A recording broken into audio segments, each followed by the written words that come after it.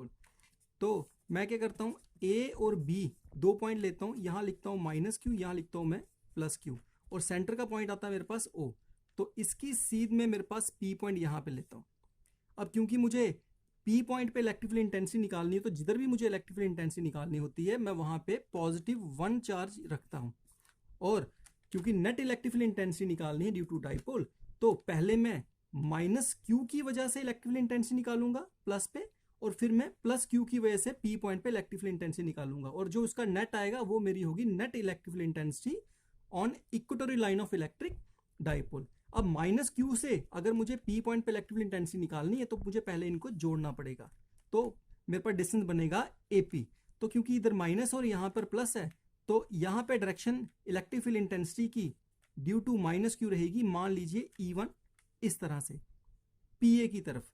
और वैसे ही अगर मैं B की वजह से प्लस क्यू की वजह से P पॉइंट पे इलेक्ट्रिक फील्ड इंटेंसिटी निकालता हूं, तो BP को पहले जोड़ूंगा, और क्योंकि आपको दिख रहा है कि यह प्लस और प्लस है, तो रिपल्शन की वजह से इसकी डायरेक्शन कुछ इस तरह रहेगी, तो इसे मैं बोलता हूं मान लीजिए E2। अब हमने पढ़ा है अगर इस तरह से कोई वेक्टर रहता है तो उसको 2 कंपोनेंट में रिजॉल्व कर सकता हूं। तो मैं इसे इन 2 कंपोनेंट में तोड़ूंगा, एक इधर अगर थीटा इस तरफ है, एक का नाम पड़ेगा E1 कॉस ऑफ थीटा, और एक इस तरफ होगा जिसका नाम पड़ेगा E1 साइन ऑफ थीटा। वैसे ही जो E2 है, E2 को भी मैं 2 हिस्सों में तोड़ सकता हूँ रेक्टेंगुलर कंपोनेंट में। एक ऊपर वाले को बोलूंगा मैं E2 साइन ऑफ थीटा, और इस तरह बोलूंगा मैं E2 कॉस ऑफ थीटा। तो यहाँ दिख रहा है सामने E1 कॉस थीटा और E2 कॉस थीटा की डायरेक्शन सेम है, ये ऐड हो जाएंगे, पर E1 साइन थीटा और E2 साइन थीटा आगे जाके मुझे पता चलेगा ये E1 E2 भी आपस में बराबर है, बस अपोजिट साइन है, और साइन थीटा तो साइन थीटा आपस में बराबर ही है। तो ये E1 साइन थीटा और E2 साइन थीटा आपस में मैग्नीट्यूड में सेम होंगे, पर डायरेक्शन क्योंकि दोनों की अपोजिट है तो ये कैंसिल हो जाएंगे। तो नेट मेरे पास यही 2 कंपोनेंट बचेंगे जिनको ऐड करके मैं नेट इलेक्ट्रिक फील्ड निकाल सकता हूं। तो चलो हम स्टार्ट करते हैं।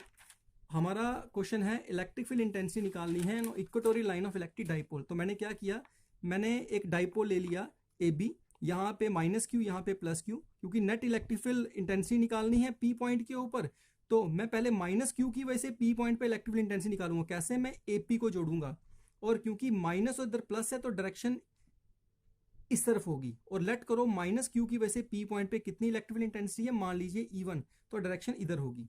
वैसे ही BP को जोड़ूंगा, B और P को जोड़ूंगा, और प्लस क्यू की वजह से इलेक्ट्रिक फील्ड इंटेंसिटी निकालूंगा P पॉइंट के ऊपर। और मैंने आपको पहले बताया प्लस और प्लस है तो डायरेक्शन ये E2 की इधर आएगी। अब यहाँ पे दिख रहा है सामने E1 को मैंने 2 टुकड़ों में तोड़ा, E1 को रिजॉल्व किया, एक E1 कॉस थीटा ये दिख रहा है, और E1 साइन थीटा यहाँ पर। वैसे ही मैंने E2 को रिजॉल्व किया E2 कॉस थीटा और E2 साइन थीटा में। इस तरह मेरी माइनस क्यू की वजह से इलेक्ट्रिक फील्ड E1 के 2 रेक्टेंगुलर कंपोनेंट है, एक E1 cos theta, E1 sine theta. वैसे ही प्लस क्यू की वजह से P पॉइंट पे जो इलेक्ट्रिक फील्ड E2 है उसके भी 2 कंपोनेंट हैं, E2 कॉस थीटा और E2 साइन थीटा। चलो हम स्टार्ट करते हैं।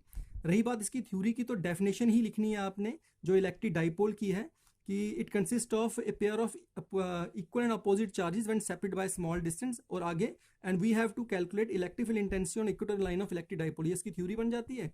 नेक्स्ट करते हैं, सपोज करें E1 अगर इलेक्ट्रिक फील्ड इंटेंसिटी है एट P किसकी वजह से, माइनस क्यू की वजह से, तो E1 कितनी निकलेगी 1/4πε0 Q अपॉन डिस्टेंस का स्क्वायर AP का स्क्वायर।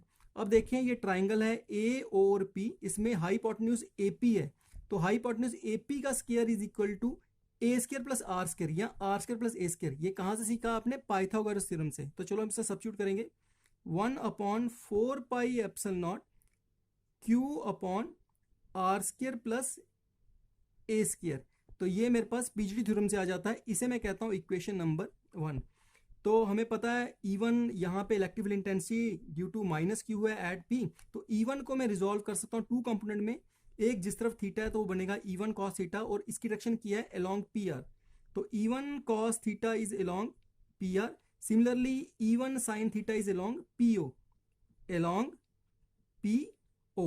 वैसे ही आप लेट कीजिए कि E2 is electric field intensity, ये E2 is electric field intensity किसकी वजह से, प्लस क्यू की वजह से, मान लीजिए P पॉइंट के ऊपर। तो इसका क्या आएगा 1/4πε Q अपॉन BP का स्क्वायर, डिस्टेंस इज BP। और वैसे ही ये ट्राइंगल OP और B में पीबी का square is equal to R square plus A square. कहाँ से पता? पीजीटी थ्योरम से मुझे पता चल रहा है। तो मैं वैल्यू सब्स्टिट्यूट करूंगा 1/4 pi epsilon naught Q upon R square plus A square. तो ये बन जाती मेरी इक्वेशन नंबर सेकेंड। वैसे ही E2 के भी दो कंपोनेंट्स होंगे, E2 cos थीटा और E2 sin थीटा। और E2 cos थीटा दिख रहा है सामने, ये बन रहा है along PR, और E2 sin theta is along किस तरफ है? ये PF की तरफ है। अब from equation first and second, हम इक्वेशन फर्स्ट को देखें और सेकंड को देखें तो दोनों का फॉर्मूला सेम आ रहा है। इसका मतलब E1 का magnitude is equal to E2 का मैग्नीट्यूड। और फिर हम देखें इनके कंपोनेंट, एक E1 sin थीटा होता है, E2 sin थीटा, जिसमें अगर E1 E2 के बराबर हो जाता है, ठीक है, और अपोजिट डायरेक्शन रहती है, तो मैं कह सकता हूं कि E1 sin theta and E2 sin theta are ये हैं इक्वल एंड अपोजिट। तो क्या कर सकते हैं? Can cancel out each other, एक दूसरे को कैंसिल कर सकते हैं। तो मेरे पास अब नेट इलेक्ट्रिक फील्ड क्या रहती है? Net electric field E is equal to, मेरे पास दो कंपोनेंट है एक डायरेक्शन की तरफ, E1 cos थीटा और E2 cos थीटा, दोनों को ऐड करें तो E1 cos theta plus E2 cos theta, दोनों को ऐड करूंगा क्योंकि E1 E2 के बराबर। तो मेरे पास तो E1 cos ऑफ थीटा। अब हमने क्या करना है, इसमें E1 की वैल्यू सब्स्टिट्यूट करनी है। तो E1 यहाँ पे पता चल रहा है मुझे किसके बराबर है? Twice of E1 is equal to 1/4 pi epsilon naught Q upon R square plus A square. अब आगे आता है cos थीटा किसके बराबर है? cos थीटा अगर मैं बात करूं इस ट्राइंगल की OP और A में, तो cos theta is equal to base upon hypotenuse. Here hypotenuse का स्क्वायर AP का square is equal to R square plus A square.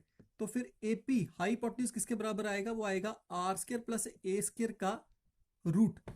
तो मैं लिख सकता हूं cos theta is equal to base, इस ट्राइंगल में OAP में base which is equal to A upon hypotenuse AP is equal to R square plus A square raise power 1/2। तो मैंने देखा अब यहाँ पे R square plus A square, एक पे रेस पावर 1 है और एक पे रेस पावर 1/2, जिसको मैं आगे जाके when base are same power से एडिट करके सॉल्व कर सकता हूँ। अब मैं आगे चलता हूँ, मेरे पास आएगा, इसे क्यों ना मैं अरेंज करूं इस तरह की, Q को पहले रखूं फिर लिखूं 2A, और यहाँ पे आएगा 4 pi epsilon naught, and when base are same powers are added तो 1 + 1/2 is equal to R square plus A square 3/2। अब हम सबको पता है डाइपोल मूवमेंट P अगर मैग्नीट्यूड है is equal to Q into 2A। तो मैं यहां पर Q इंटू 2A की जगह लिखूंगा डाइपोल मूवमेंट इस तरह upon 4 pi epsilon naught R square plus A square raise power 3/2। तो ये मेरे पास आएगा नेट इलेक्ट्रिक फील्ड इंटेंसिटी इस तरह करके।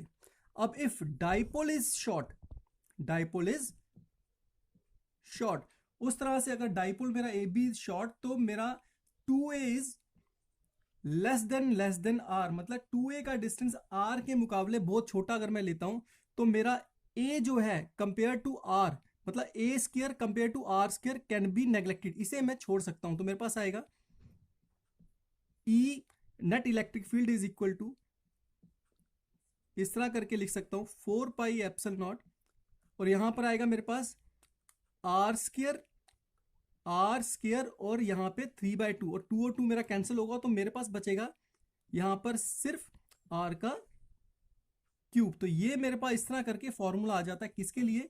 Electric field intensity on equatorial line of electric dipole. और हमने यहाँ इक्वेटोरियल लाइन में भी देखा कि यहां पर भी हमारा जो इलेक्ट्रिक फील्ड इंटेंसिटी है वो इनवर्सली प्रोपोर्शनल टू R का क्यूब है, जैसे कि हम एक्सेल में पढ़ते हैं।